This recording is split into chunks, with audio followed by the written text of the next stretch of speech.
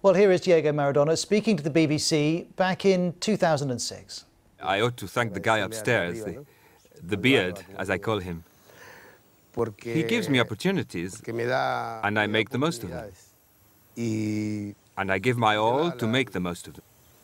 Well, crowds have been gathering outside the private resort in Buenos Aires in Argentina where Maradona had been staying after leaving hospital. You can see a mixture of fans turning up to pay tribute, as well as the press as well. We also have these pictures from Naples, where he played for 7 years.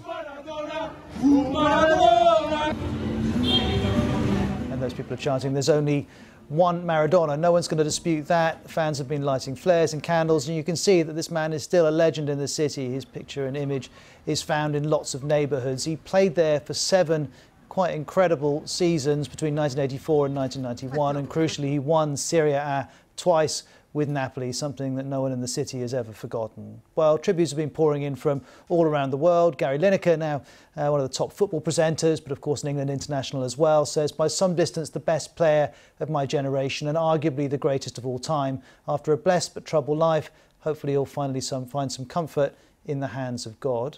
And then there's this from Pelé, maybe the only person who you can have a conversation about who the greatest is about. He says, "I've lost a great friend and the world has lost a legend. There is still much to be said, but for now, may God give strength to your family." Pelé goes on, "One day, I hope we can play football together in the sky."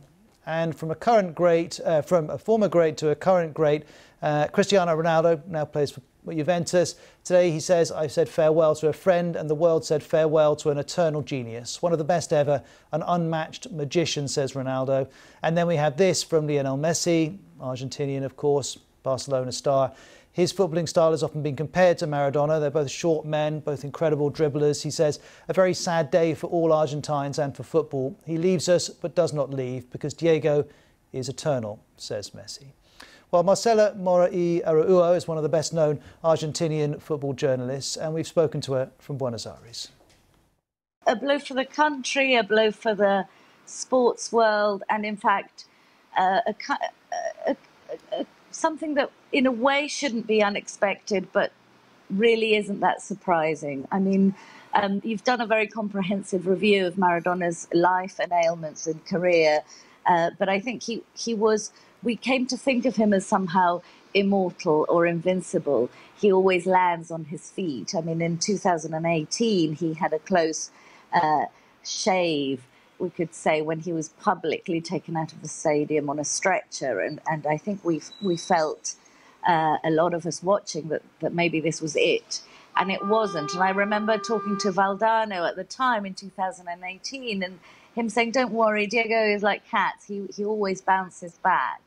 And his 60th birthday just on the 30th of October, so, a few weeks ago, there were a lot of jokes here in Buenos Aires about where was Diego's party.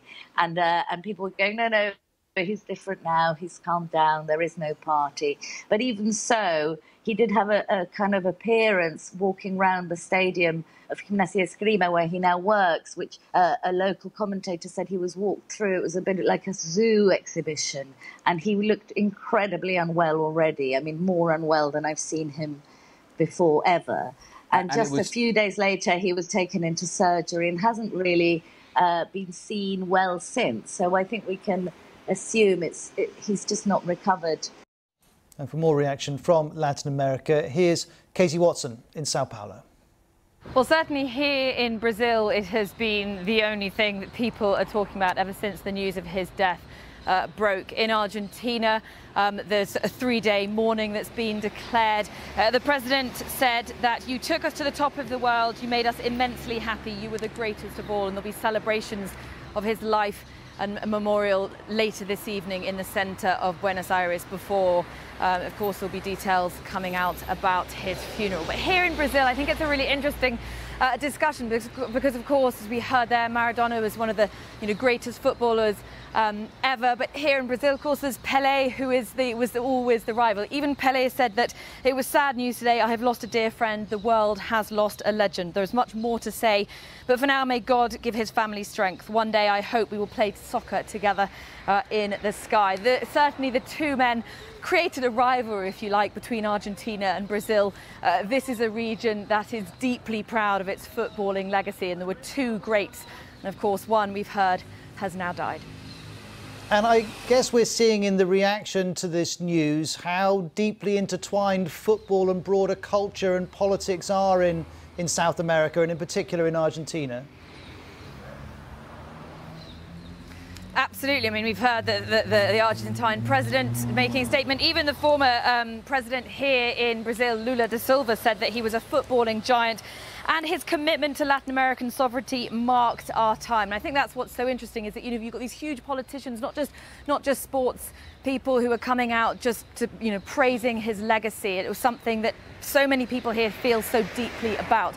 And Maradona really represented, you know, an amazing period in football for the region. So beyond Argentina, this has resonated, of course, across the region and the world. And I'm guessing you've already mentioned 3 days of mourning in Argentina. I'm assuming there'll be a series of events planned, particularly in Argentina, to mark his life.